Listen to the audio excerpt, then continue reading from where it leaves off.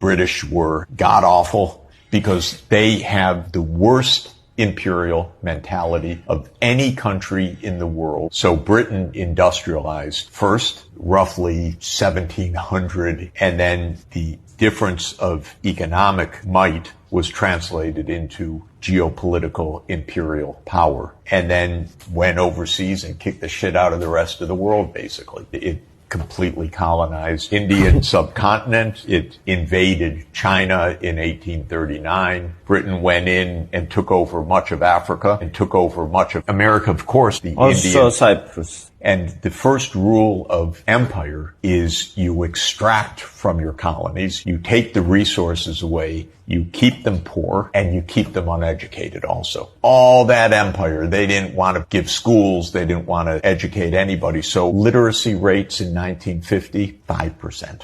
In some countries, with 4 or 5 people with a high school education out of millions. And since education is the main route to economic development, colonies everywhere just fell farther and farther behind. So as technology had improved in Europe, it had not really improved in the colonies. There it was plantations and mining, extracting resources, not building industry based on improved skills and education. And so the gap of power widened from 1800 to 1950. We call it the era of economic divergence. So the world divided between the so-called developed and developing countries. So it was a very, very brutal period up through the middle of the 20th century. Then Europe had 2 devastating civil wars, basically, World War I and World War II, 2 bloodbaths with the Great Depression in between. But after World War II, what had been that age of divergence